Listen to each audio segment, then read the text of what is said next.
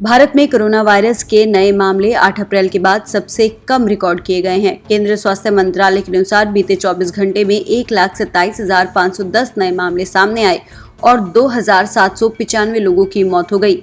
आपको बता दें कि भारत में अब कोविड-19 का कुल आंकड़ा 2,81,75,000 के पार पहुंच चुका है। उधर दूसरी तरफ भारत में कोविड-19 से अब तक 3,31,000 से अधिक मौतें हुई हैं। बीते 24 घंटे में कई राज्य ऐसे हैं जहां पर 1,000 से भी कम नए केस दर्ज किए गए।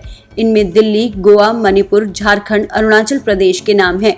वहीं महाराष्ट्र में भी कोविड-19 के मामलों में कमी दर्ज की गई है। महाराष्ट्र के अलावा वेस्ट बंगाल, राजस्थान, उत्तर प्रदेश और हरियाणा में भी दैनिक मामलों में कमी आई है। दक्षिण भारत के कई राज्यों में अभी भी नए केस और मौत का आंकड़ा चिंता का विषय बने हुए हैं।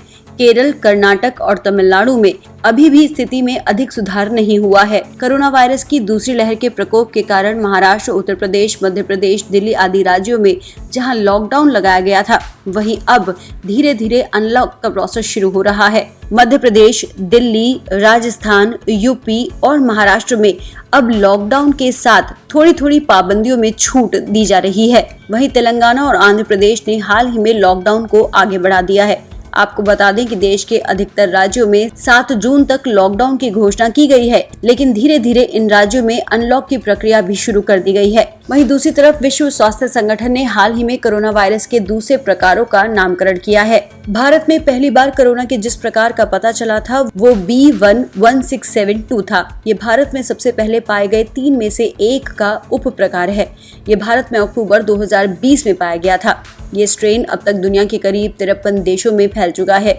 इसको विश्व स्वास्थ्य संगठन ने बेहद घातक बताया है। इसी तरह B16171 को कप्पा नाम दिया गया है। इसी तरह से ब्रिटेन में मिले कोरोना के वेरिएंट को अल्फा, दक्षिण अफ्रीका में पहली बार मिले वेरिएंट को WHO ने बीटा और ब्राजील में मिले स्ट्रेन को गामा का नाम दिया है। गौरतलब है कि अमेरिका में मिले स्ट्रेन को एप्सिलोन और आइओटा बताया गया है। विश्व स्वास्थ्य संगठन ने इन वेरिएंट को नाम ऐसे समय में दिया है जब भारत ने पहली बार मिले वेरिएंट को लेकर केंद्र सरकार ने आपत्ति जताई थी, क्योंकि इसको रिपोर्ट में भारतीय वेरिएंट बताया जा रहा था। वहीं दूसरी तरफ कोरोना संक्रमितों के इलाज के लिए DRDO द्वारा बनाई गई 2-deoxy-D-ग्लूकोज दवा किन मरीजों को दी जा सकती है और किन्हें नहीं, इसके बारे में DRDO ने अपने ट्विटर अकाउंट पर निर्देश साझा किए हैं। कोरोना वायरस की दूसरी लहर की मार झेल रहे कई कर्मचारियों को अब EPFO द्वारा 5 करोड़ से अधिक अंशधारकों को राहत देने के इरादे से PF खाते से दूसरी बार पैसा निकालने की अनुमति दे दी है। इसके तहत उन सदस्यों को 3 महीने का मूल वेतन प्लस महंगाई भत्ता या उनके भविष्य निधि खाते में जमा राशि का 75% तक जो भी कम हो निकालने की अनुमति दी गई है। इस तरह से भारत में अब कोरोना वायरस की दूसरी लहर कमजोर पड़ती नजर आ रही है और धीरे धीरे जीवन सामान्य होता नजर आ रहा है। बावजूद इसके शासन प्रशासन सभी लोगों से कोविड-19 प्रोटोकॉल के पालन की अपील करता है।